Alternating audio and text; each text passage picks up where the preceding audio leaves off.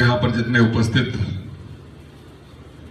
छात्र हैं, सबों के लिए हम अपनी ओर से उज्जवल भविष्य की कामना करते हैं, शुभकामना देते हैं। आप आगे बढ़ें और अपनी मंजिल को पाएं और आपके बदौलत हम जैसे लोग गौरवान्वित हों। दूसरी बात है, हम खतियानी जोहार से शुरुआत करते हैं। आप सबों को मेरा खतियानी जोहार। खतियानी जोहार तरीका हम लोग का ये है, खतियानी जोहार। तो ये खतियानी जोहार कहने का ये मकसद है कि हमारे यहाँ पर जोहार की परंपरा है। हमारे झारखंड में अगर कोई व्यक्ति किसी से मिलता है तो जोहार शब्द का इस्तेमाल करता है और यही हमारा कल्चर है। लेकिन अब जोहार को ऐसे लोग बयां करते हैं, बोलते हैं, आउटसाइडर लोग भी, कि महसूस होता है कि वो हमारे यहाँ का व्यक्ति है। तो इसलिए हम लोग इसको डिस्टिंग्विश करने के लिए, अंतर बताने के लिए, भाई जो खतियानी है, निश्चित तौर पर जो खतियानी है वही खतियानी शब्द का इस्तेमाल करता है। और आप देखेंगे किसी को भी आप कहेंगे खतियानी जोहार तो आउटसाइडर जो है बचकर निकलना चाहता है, वो आपका खतियानी जोहार ये नहीं कहेगा। तो इससे पता चलता है। तो इसलिए हम लोग अब एक प्रयास करते हैं कि लोगों को कैसे हम अंतर करें। अगर कोई बाहर का व्यक्ति उसको आप कहेंगे खतियानी जोहार तो वो सीधा सीधी आपसे नजरें चुरा कर बात करेगा, चेहरा इधर उधर हटाएगा या फिर जोहार कहकर निकल जाना चाहेगा। इसलिए हम लोग खतियानी जोहार कहते हैं।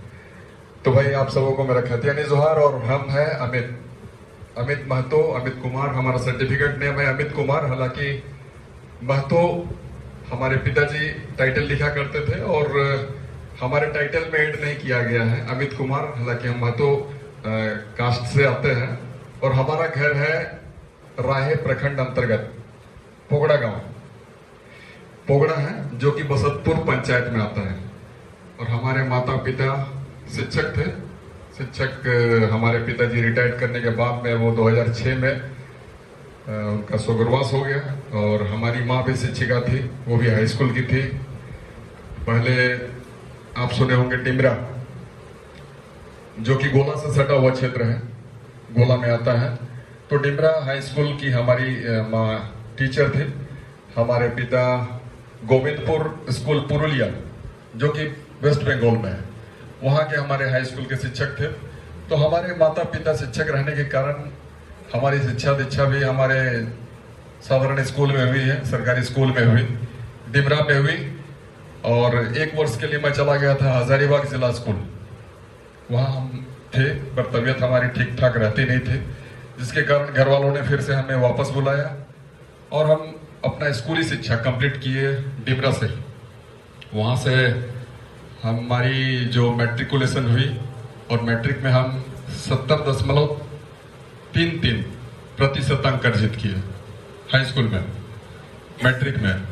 उसके बाद में संत कोलंबस कॉलेज हजारीबाग, वहां से हम पास किए सेकंड डिवीजन। हमारा एग्जैक्ट याद नहीं है कितना परसेंटेज था, पर काफी कम था, बहुत ज्यादा नहीं था। तो सेकंड डिवीजन हम पास किए। उसके बाद में बीआईटी मेसरा से हमने इंजीनियरिंग की, सिविल इंजीनियर। तो सिविल इंजीनियर में हमारा 74% था। उसके बाद में यहाँ पर चूंकि हम लोग झारखंड और झारखंडियत की बात करते हैं, तो उस वक्त जब हमारा झारखंड अलग हुआ, हम बीआईटी मेसरा के स्टूडेंट हुआ करते थे और लोगों में एक उम्मीद बंधी हुई थी कि हमारा झारखंड अलग होगा तो हम लोग निश्चित रूप में रोजगार से जुड़ेंगे और हमारे जितने भी लोग हैं सब ठीक ठाक अपना गुजर बसर करना शुरू करेंगे। और झारखंड की परिकल्पना जो थी, इसका मूलभूत जो उद्देश्य था, वो भी यही था। झारखंड अलग हुआ उस दिन हमारे बीआईटी में बहुत सारे लोग जो हमारे झारखंडी दोस्त थे, झारखंडी स्टूडेंट थे, तमाम लोग हम लोग पटाखे फोड़े थे और एक खुशी की लहर दौड़ गई थी कि भाई आज हमारा झारखंड अलग हुआ है। परंतु उसके बाद में जो हमारे यहाँ का राजनीति जो रहा और यहाँ के जो नेतागण थे, कहीं ना कहीं हमारी जो मूल भावना है उस भावना को दबाने का, कुचलने का एक प्रयास किए, जिसके बदौलत हम सबों के बीच में जो नीतियां बनकर आनी चाहिए थी, जिसकी हम बात करते हैं हमेशा, खतियान आधारित स्थान नीति, नियोजन नीति। अब खतियान मतलब क्या है भाई? जिसके घर में खतियान है, खतियान हम लोग हर एक व्यक्ति जो भी हम समझते हैं यहाँ पर बैठे हैं, हर एक के घर में खतियान है। अब खतियान ये मूल दस्तावेज है जो कि आपको दूसरों से अलग करता है। दूसरों से अलग मतलब क्या है कि खतियान में इस बात का जिक्र होता है कि आपकी जो जमीनें हैं और वो जमीन किसके पीरियड में है, आपके जो दादाजी हैं या फिर दादाजी के दादाजी हैं उनके नाम से है। और ये जो आउटसाइडर लोग हैं, जो बाहर के लोग हैं, उनके पास ये खतियान नहीं होता है, उसके पास डीड होता है। इसीलिए पहचान का हम लोग एक जो मानक रखते हैं कि भाई सबसे बेहतर मानक कौन सा हो सकता है, तो खतियानी व्यक्ति ही झारखंडी माना जाए। इसलिए हम लोग कहते हैं कि अगर सबसे बेहतर विकल्प कोई दे सकता है किसी को झारखंडी बताने के लिए, तो वो हो सकता है खतियान। क्योंकि आउटसाइडर लोग जो भी यहाँ पर जमीनें खरीदे हैं, आप चाहे बुंडू की बात करें, सिल्ली की बात करें, रांची की बात करें, आप बोकारो, धनबाद, जमशेदपुर, जहां जितने भी हमारे जिला हैं या जितने भी हमारी जगह है, हर एक जगह आज कहीं ना कहीं आउटसाइडर, हम किसी एक व्यक्ति या विशेष राज्य वाले व्यक्ति को नहीं कहेंगे, आउटसाइडर जो भी लोग हैं सबों के पास डीड है। क्योंकि उन लोगों ने आकर यहाँ पर जमीनें परचेज की है और परचेज करने के बाद कट्ठा, 2 कट्ठा, 5 कट्ठा, 10 कट्ठा में अपना घर को बनाने का काम किया है। तो इसको हम अलग करते हैं और कहीं ना कहीं खतियान से बेहतर और कोई दूसरा विकल्प हो ही नहीं सकता है झारखंडी की परिभाषा को तय करने के लिए। तो इसीलिए हम लोग हर एक जगह ये कहते हैं और हमारी जो शुरुआत भी हुई कि भाई हमें हमारा पहचान दो। आप सबों को बताएं कि हमारे इन 24 वर्षों में हमारा पहचान हमें मिला नहीं। अगर कोई आउटसाइडर है तो वो भी झारखंडी अपने आप को कहता है और हम भी अपने आप को झारखंडी कहते हैं। तो अगर हम झारखंडी है, वो भी झारखंडी है, तो हम में उसमें क्या अंतर है, ये बड़ा प्रश्न उठता है। और जब हम एग्जाम भी लिखते हैं तो एग्जाम में कहीं न कहीं हमको जितनी प्राथमिकता मिलनी चाहिए वो प्राथमिकता हमें नहीं मिलती है, जबकि हम इस राज्य के हैं। तो इसी के चलते हमारा ये खतियानी की जो लड़ाई हुई, शुरुआत हुई 2001, 2, 3 से शुरुआत हुई और हम लोगों ने हमेशा ही इस लड़ाई को लड़ने का काम किया, संघर्ष को विराम न देते हुए। और 2003 जैसे कि हमारे राजकुमार बाबू बता रहे थे, 2003 में जो आंदोलन हुआ था वो भी शिक्षक नियुक्ति परीक्षा थी और कहीं ना कहीं उस परीक्षा में बाहर के लोगों को यहाँ पर कैसे नौकरी, उसकी एक शुरुआत की जा रही थी। तो हम लोग उसका विरोध कर रहे थे और उस विरोध में कहीं ना कहीं वो बच्चा और बच्चा के परिवार वाले लोग भी थे। अगर हम जैसे लोग अगर बड़ा ढेला फेंकते हैं तो बच्चा छोटा ढेला फेंकने को तैयार था।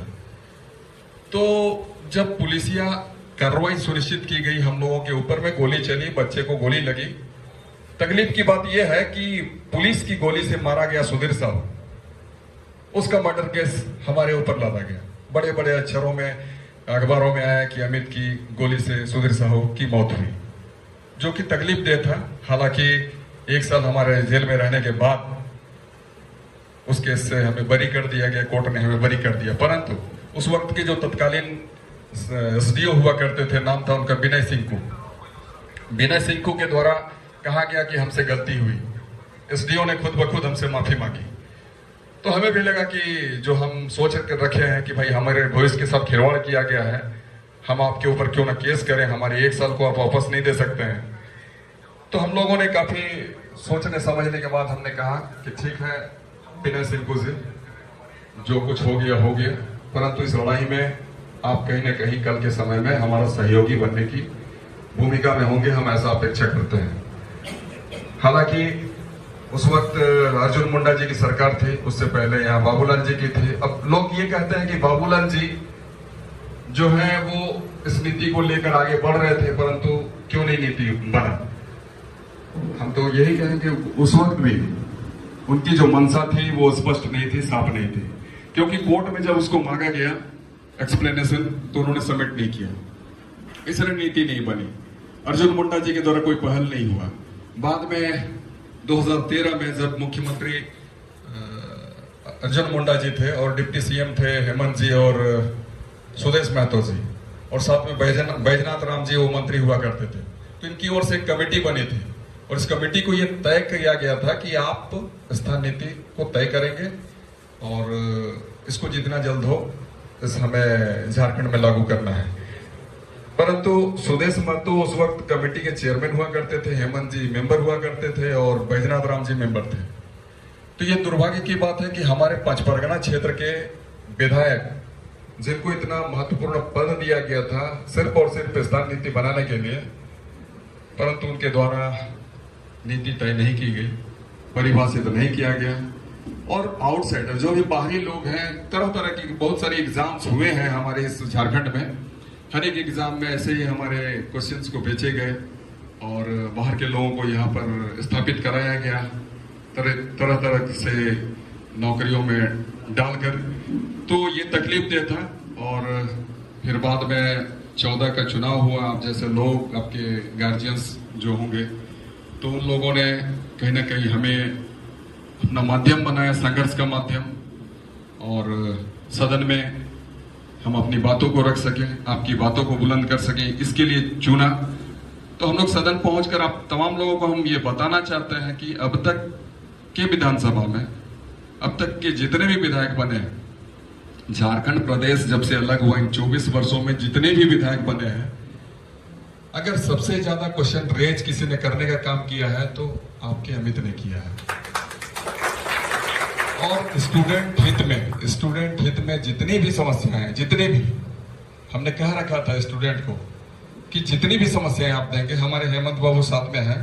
हेमंत बाबू भी उस वक्त कहा करते थे कि हम लोग रांची कॉलेज में एक दिन बैठेंगे, एक दिन हम लोग बानेश्वर लॉज जो रांची में है वहां बैठेंगे, और 2-4 जो इधर सिंह लॉज है और चुटिया में कुछ लॉज हैं, तुम तमाम लॉज में बैठेंगे और स्टूडेंट की समस्याओं से रूबरू होते हुए, उनकी समस्याओं को जानकारी लेते हुए, हम लोग जहां जिस तरीके से विधानसभा के सदन स्थल पे प्रश्न लाने का होगा तो हम लोग लाने का काम करेंगे। इन तमाम चीजों को हम लोगों ने कभी अनदेखा नहीं किया और हर वक्त हम लोगों ने खतियानी आवाज को किया। हालांकि ये बात और है कि हमारी बातों को अनसुना किया गया। पहले रघुवर जी की सरकार थी और रघुवर जी के द्वारा जो नीति लाई गई, 1985 वाले व्यक्ति को स्थानीय बताया गया। उस समय यह भी कहा गया कि अगर कोई बच्चा झारखंड में पैदा होता है वो स्थानीय होगा, अगर कोई यहाँ पर विधिक सेवा में है, विधिक सेवा में नौकरी करता है तो वो भी स्थानीय कहलाएगा, अगर कोई यहाँ सरकारी सेवा में है वो भी स्थानीय कहलाएगा, और उसके जो उसके जो परिवार वाले लोग हैं वो भी स्थानीय कहे जाएंगे।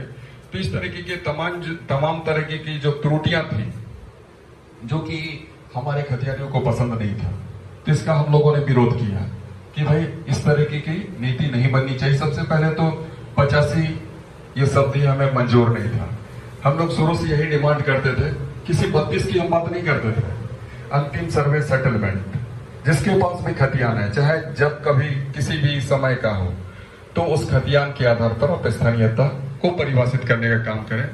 और जो एग्जाम्स लिए जाते हैं उस एग्जाम में आपके जरिए जो प्रकाशन होता है, विज्ञापन निकाले जाते हैं, उस प्रकाशन में एक लाइन, एक वाक्य जोड़ा जाए जिसमें कि जिक्र हो कि स्थानीय अभ्यर्थी ही आवेदन को भर सकते हैं या स्थानीय अभ्यर्थियों को प्रथम प्राथमिकता दी जाएगी।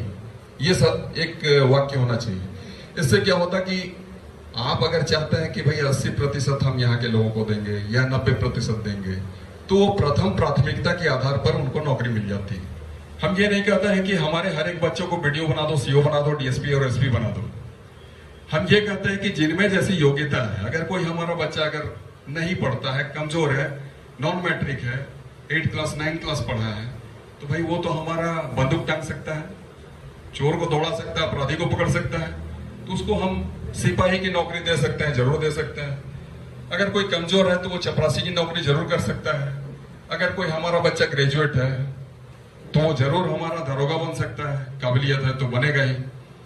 अगर कोई बेहतर है जो बीएड, बीपीएड, एमएड कर चुका है, वो टीचर बन सकता है। जैसे कि हमारे संग जो 2 बैठे हैं ये टीचर है और ये कॉलेज में पढ़ाते हैं, मतलब तो टीचिंग लाइन में जा सकता है। तो इस तरह की बातें हम लोग किया करते थे हर एक जगहों पर, और साथ में कहीं ना कहीं आज के जो वर्तमान मुख्यमंत्री है वो भी साथ दिया करते थे। हेमंत जी के द्वारा कहा जाता था, रघुवर जी से कुछ होने को नहीं है, हम लोगों की सरकार बनने दो, निश्चित रूप में हम लोग इस पर काम करेंगे। और यहाँ के एक लोगों को इनका यही वर्षन होता था कि एक एक लोग, एक एक युवा जो है, एक एक युवती जो है, हम लोग खतियान के आधार पर उसको नौकरी देने का काम करेंगे। वो तो यह भी कहते थे, वो चूंकि बंद कमरे में बातें होती थी इसलिए प्रेस मीडिया में नहीं आता था, वो कहते थे कि स्थानीय नीति क्या है, हम लोग एनआरसी से भी बड़ा कानून लेके आएंगे जहां पर एक आउटसाइडर झारखंड में नहीं घुस पाएगा।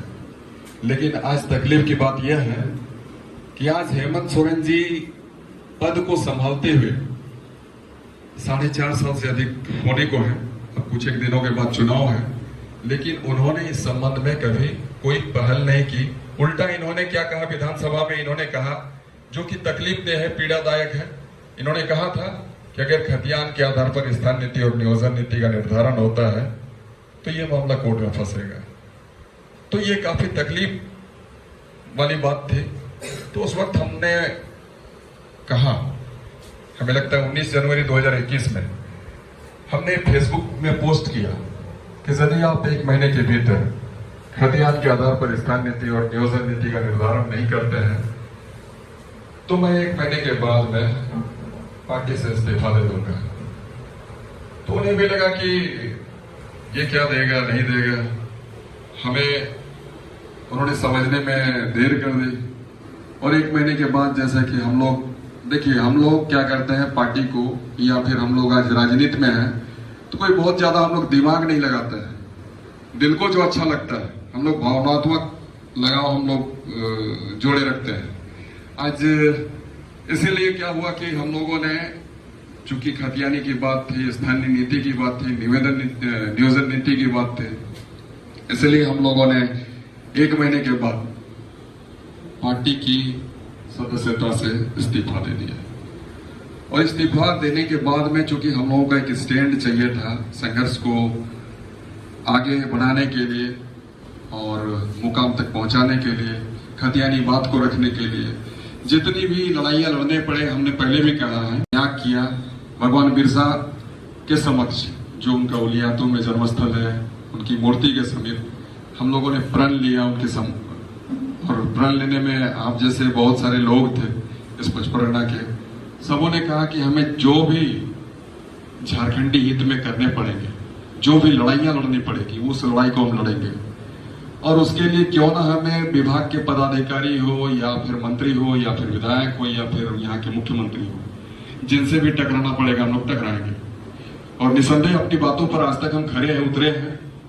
हमें लगता है कि हम में शायद इच्छा शक्ति काफी है, तकलीफें बहुत होती है और मार्ग बहुत कठिन था।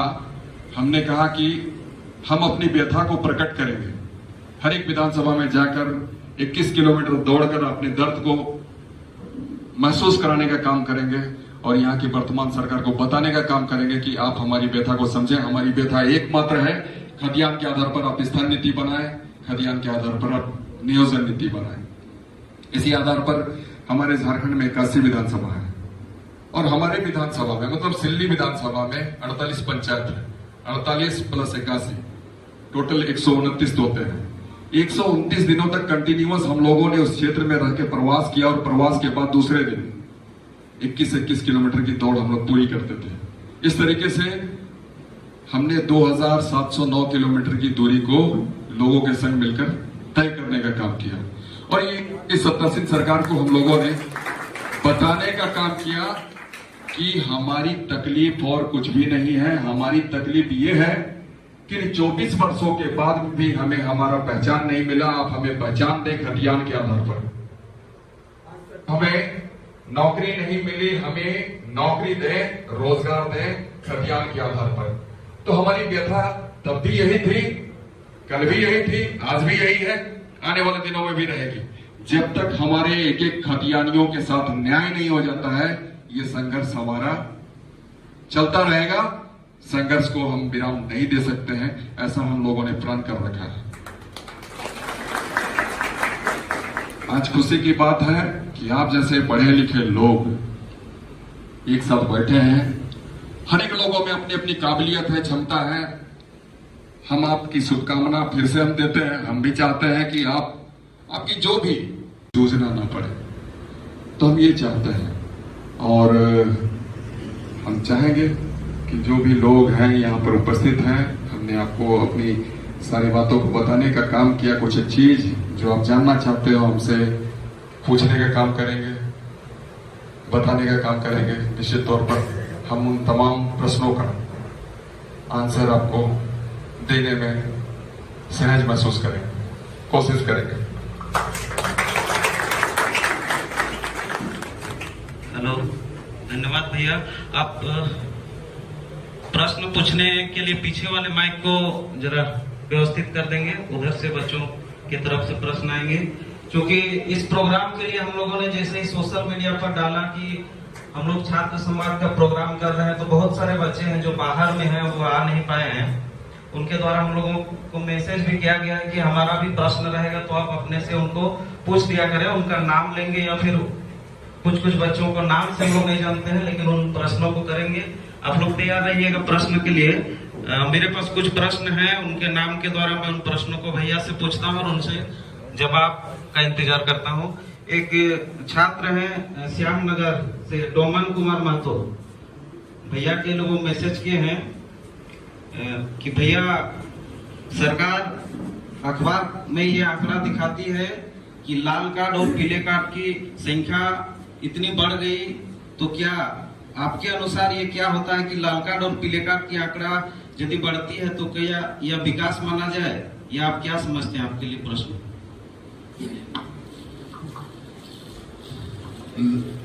ये लाल कार्ड और पीला कार्ड विकास का पैमाना नहीं हो सकता है। लाल कार्ड और पीला कार्ड में अगर बढ़ोतरी हो रहा है तो समझ जाइए हमारे यहाँ गरीबी बढ़ रही है।